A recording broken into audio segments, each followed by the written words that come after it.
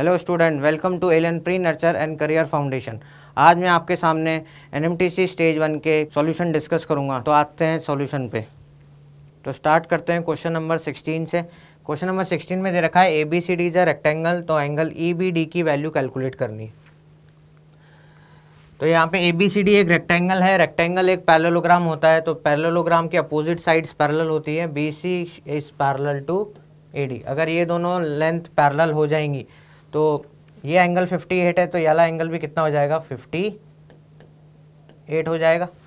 और triangle EBD की बात करें तो यहाँ पे एक्सटीरियर एंगल थ्योरम से अपन कैलकुलेट कर सकते हैं एक्स की वैल्यू। तो 70 की वैल्यू किसके बराबर हो जाएगी, x प्लस 58 के। तो इस इक्वेशन को सॉल्व करेंगे तो x की वैल्यू कितनी हो जाएगी मेरे पास, 12 डिग्री। तो उस क्वेश्चन का आंसर हो जाएगा मेरे पास 12 डिग्री। एक इनफाइनाइट सीक्वेंस दे रखी है, उसका अपने को xn स्क्वायर की वैल्यू दे रखी है, ये रिलेशन दे रखा है। तो इस रिलेशन का यूज़ करते हुए हमको x1 की वैल्यू कैलकुलेट करनी है।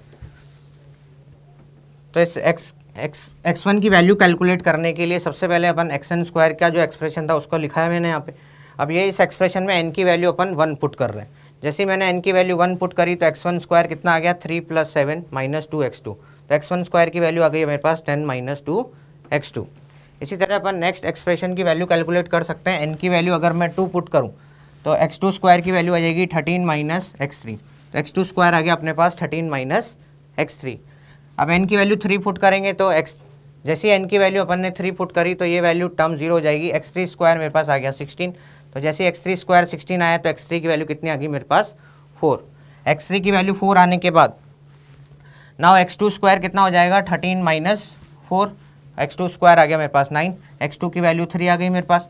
x1 स्क्वायर आ जाएगा 10 - 2 × 3। तो x1 स्क्वायर आ गया 10 - 6। x1 स्क्वायर की वैल्यू आ गई 4। और अगर x1 स्क्वायर 4 है तो x1 की वैल्यू कितनी आ जाएगी मेरे पास, 2।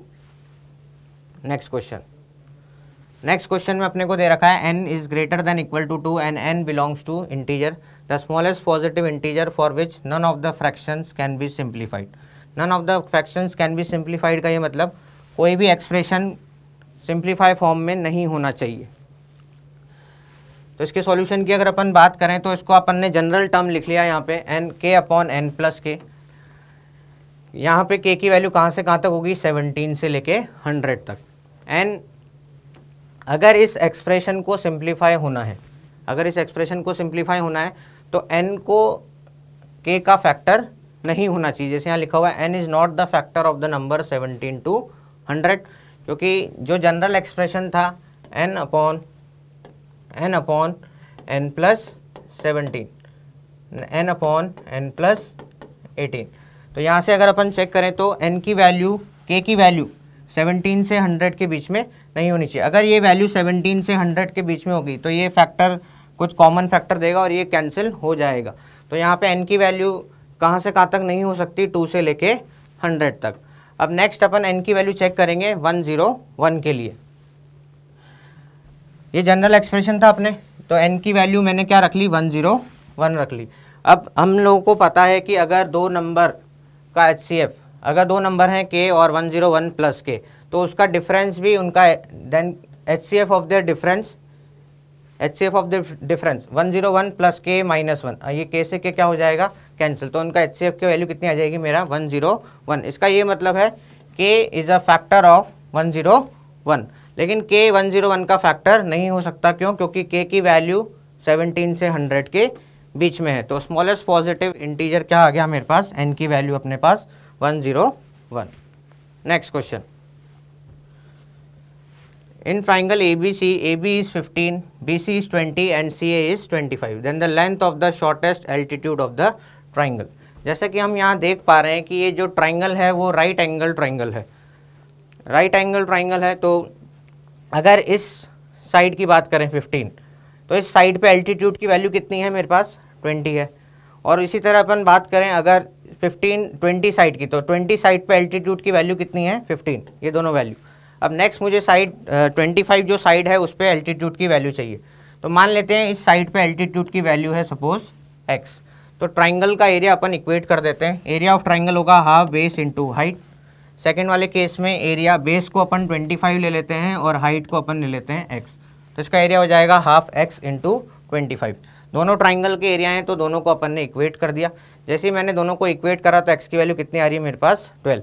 तो ये इस ट्राइंगल के शॉर्टेस्ट एल्टीट्यूड की लेंथ है। तो आंसर कितना हो जाएगा अपना 12 हो जाएगा।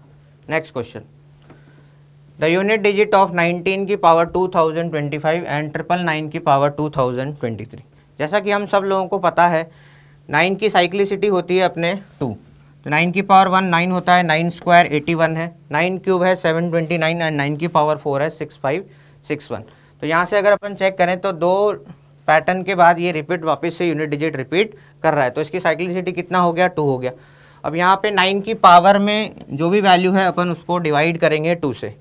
जैसे ही 2025 को 2 से डिवाइड करेंगे तो रिमाइंडर कितना आएगा 1 आएगा। तो यूनिट डिजिट ऑफ 9 की पावर 2025 कितना हो जाएगा मेरा 9 हो जाएगा।